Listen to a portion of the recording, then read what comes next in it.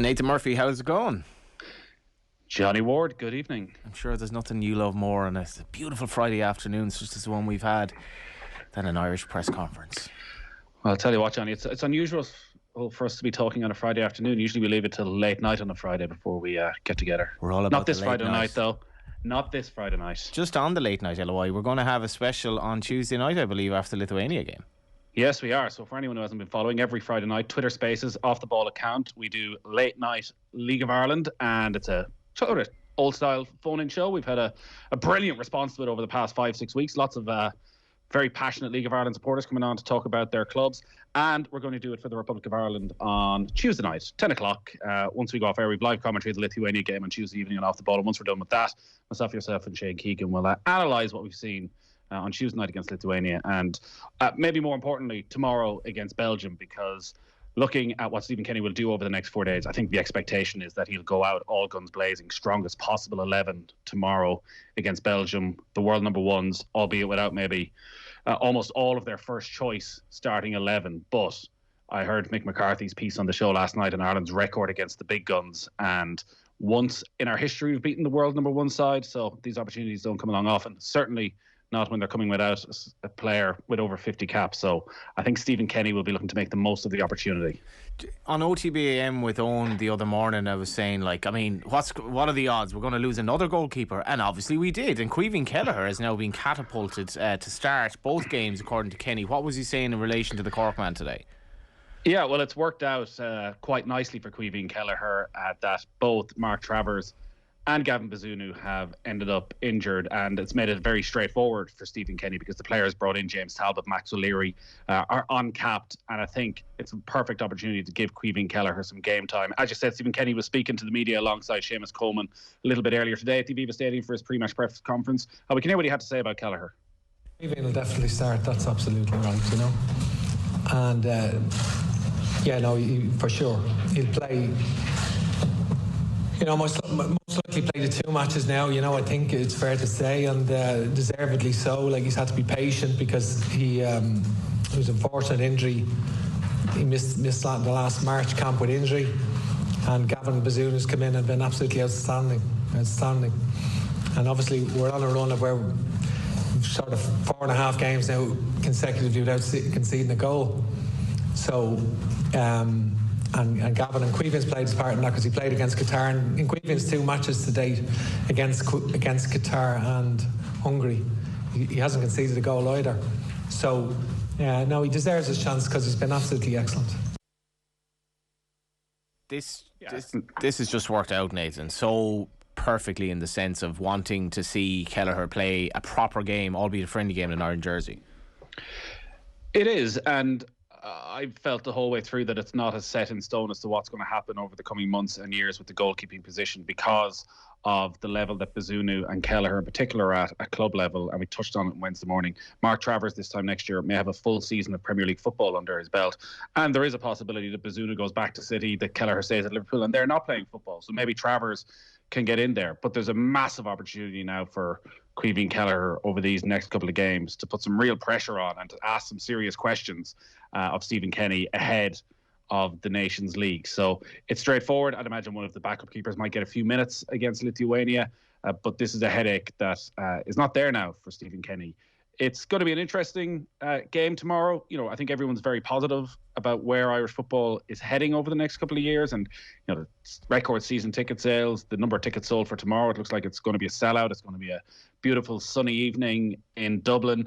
I'm not surprised it's nearly a sellout. I think a lot of people, good opportunity to bring the kids and see, some good quality footballers on the Belgian side of things. But as positive as we are, I think when you look at the 2 11s tomorrow night, it'll be a reminder of how far Ireland have to go. Belgium are leaving out pretty much their entire starting 11. So but from still, Thibaut Courtois right through the spine of Vertonghen and Alderweireld, De Bruyne, Witsel, Eden Hazard, Romelu Lukaku, Dries Mertens. But still, their team will have players playing at a far higher level than the Republic of Ireland, whether it's the experience of Simon Mignolet in goals, Yuri Tielemans, who hasn't had the greatest season at Leicester, but is still going to end up at a top 6 Premier League team next season if he moves during the summer. Torgan Hazard, Leandro Dendoncker, and then the front three of Christian Benteke, Michy Batshuayi, Divock Origi. There is a lot of talent. And even below that, I'm looking at someone like Charles Kelleher, who I remember commentating in the Champions League when he came on for his Club Brugge debut. These players are playing in the Belgian league for Club Brugge sides and Anderlecht sides that are playing Champions League, Europa League football. They're getting exposure at the very highest level on a regular basis, even if they're not playing in the Premier League or La Liga or Serie A. These players are playing top quality European football all the time, and we don't have that. So, yes, it's a shame in some ways that those players aren't going to be there, and I can guarantee you one thing, Johnny, that if the Republic of Ireland beat Belgium tomorrow night, when Stephen Kenny's talking about this during the summer, there'll be no mention from Stephen Kenny at any stage of the players that were missing from Belgium. Well, you touched on a good point there, because he does try to manage the narrative. Did he speak up of this Belgium team, which I presume he did today? He did. He spoke more about the Irish players, and I think it's noticeable with Kenny over the past couple of months when it's been made clear that he is going to have a new contract and has now signed that new contract, that there's a greater confidence to Stephen Kenny in his media dealings. You would have covered him for years, Johnny, across the League of Ireland, and have been well aware of maybe his peculiarities around press conferences that the greater population only started to see for the first time when he took the Ireland job. It's this weekend last year when Ireland lost to Luxembourg, and to be honest, I didn't think there was any way back from that. Really? You don't lose at home to I did, and I just felt that you don't lose at home to Luxembourg. That all the momentum, unfortunately, with COVID, the lack of crowds, that everything was against Stephen Kenny. As much as I felt he was trying to do the right thing, and as much as it was just a couple of days after a good hour over in Belgrade against Serbia, losing at home to Luxembourg I don't think is ever going to be acceptable to a Republic of Ireland manager. But how he turned it around in the 10 games that followed with just the one defeat, almost beating Portugal, has been a huge, I think, personal achievement for him, and great credit to the players for how they've stuck by him and the confidence that they've been able to build. But, today at the press conference was interesting. He was asked at the start, we'll hear in a moment on Callum Robinson, but he was asked as well about Conor Ronan. He was asked as well about a couple of the other players and Will Keane, and sat for 3-4 minutes talking about each of them, going as in-depth as you would like on their particular skill set, on their former club level, the matches that he has seen. So he now looks like a manager and is acting, I think, like a manager who is at the level of an international manager, that he is in control of the room far more maybe than he was a year ago. And maybe all of that is irrelevant, but it does feel, actually, for getting that buy-in, for silencing the doubters, and there are still doubters out there, and many of them who say this is international football. It's not about development. It's not about bringing players through. It's about winning matches, and Ireland haven't won enough of them. And bloody hell, I don't know about you, Johnny, but watching last night, as exciting as those World Cup playoffs were, you couldn't help look on and think, where was that form at the start of the campaign? Because it was just littered with teams that we would see ourselves through the years on a par with, whether it was Wales and Austria, Poland, Sweden, Czech Republic. Like the playoffs are where we belong. Yeah, for World Cup finals. We don't want to go. To Ireland have a way to go, but I think Stephen. Well, that is very true. But I think Stephen Kenny feels as though he's in a very good place. I was asked about Callum Robinson, which was one of his more interesting answers, and Callum Robinson holds the key for a lot of what Ireland want to do. He's obviously found form after that COVID press conference and everything that followed. You'd wonder how he'd react. He's reacted with goals, and lots of goals for Ireland, which is something we desperately need. So it'll be interesting to see tomorrow in Adam Eads' absence. Does he lead the line, or does he play in a slightly deeper role? He's done both in the last couple of games against Portugal and Luxembourg. And here's what Stephen Kenny had to say about what Callum Robinson's best position is. Well, people would have a diverse view on that. They would say neither. They would say off the left, I think it's where traditionally he played for Preston when he scored all his goals. When he played in a 4-3-3 on left side and got his move. And then Sheffield United played him in a front two with David McGoldrick and in a 3-5-2. But maybe they have similar attributes at times, some similar attributes that they, so at times, and he moved on. But definitely for us, I think it depends on the combination you're playing with. He can play either wide or central, and he did play wide in Azerbaijan, for example, with Adam Ida when he got his 2 goals. But he played central against Qatar here when he got his hat-trick, and so it's great to be able to play both. I think it's to get players that complement each other together, playing in the and Chio does compliment because he's such a direct runner, and Chidozie does compliment Callum because Callum likes to drop into a false nine position, take up positions, and he's got a very, very good weight of pass, Callum has, and he's intelligent, and so it's a matter of actually keeping him fit. There's got to be a bit of a bromance between them, Nathan, when you think of what Robinson has done for Kenny's reign, in the sense of a guy who came in and probably knew nothing about Kenny really, and they've just hit it off. Well, 6 goals for Callum Robinson in his last 4 matches, the 2 against Azerbaijan, the hat-trick against Qatar, and then another goal against Luxembourg. And he hasn't been able to match that at club level. I think he's 6 goals at club level all season as well. Has been in and out of the West Brom side over the last few weeks.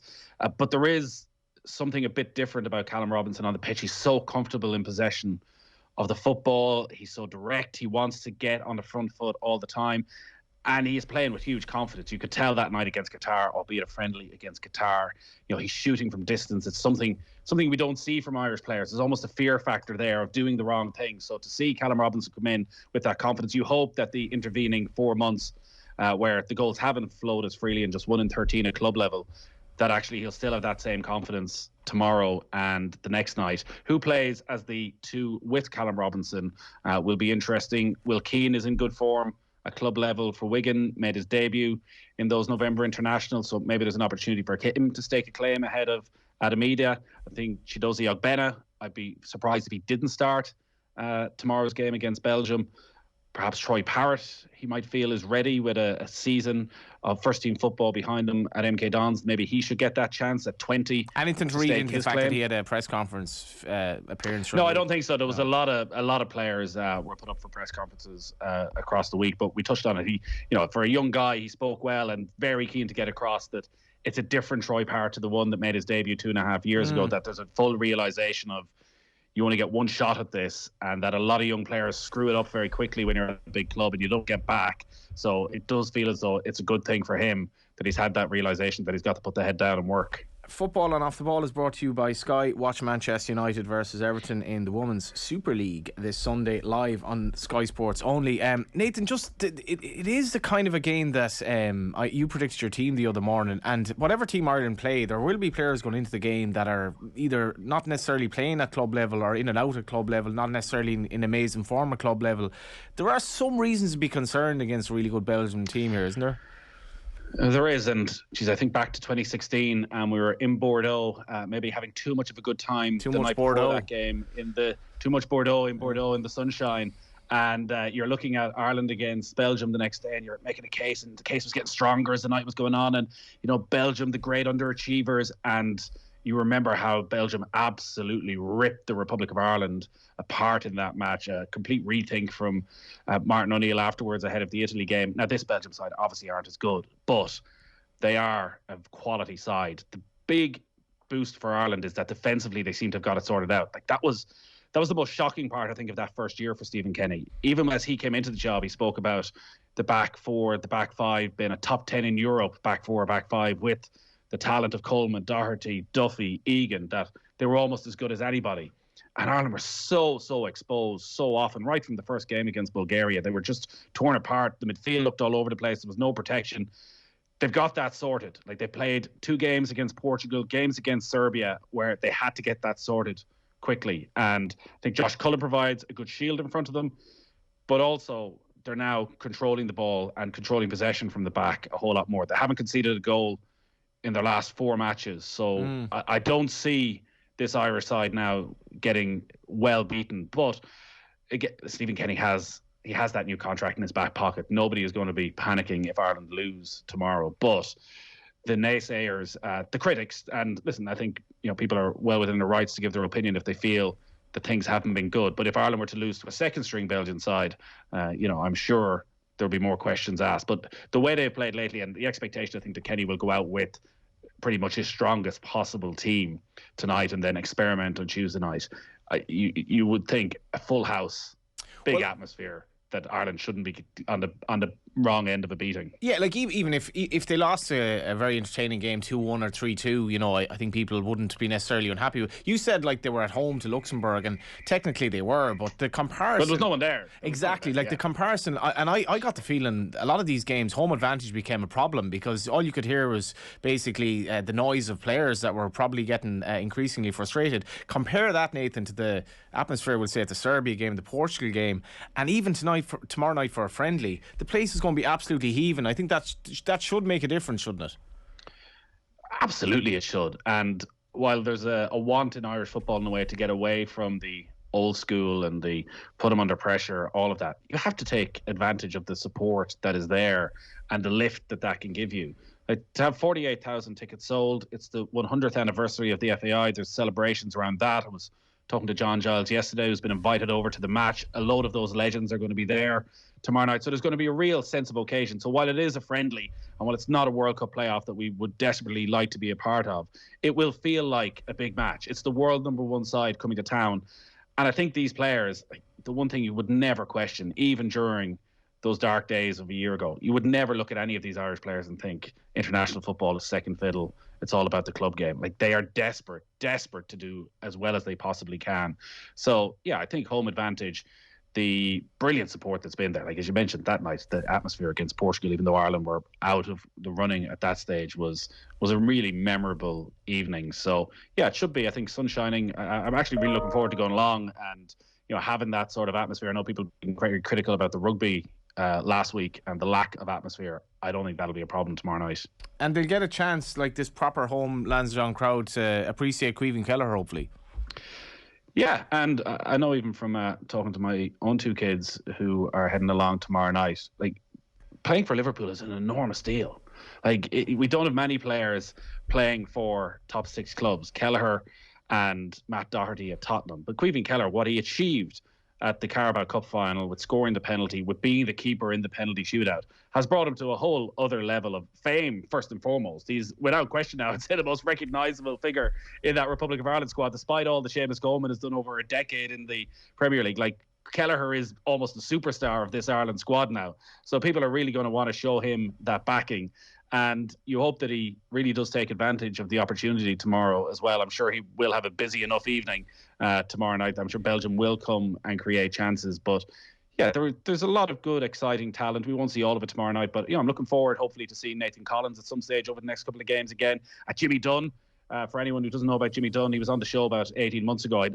Well worth a listen back. One of these players that when you talk to him, you just really want him to do well. Brilliantly likable character. We might see, you know, Jason Knight, I think, has a good chance of starting tomorrow's game again.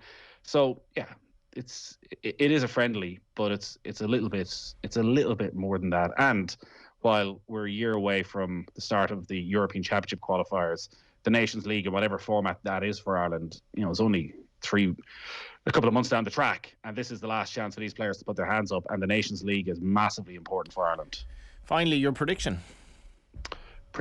Oof.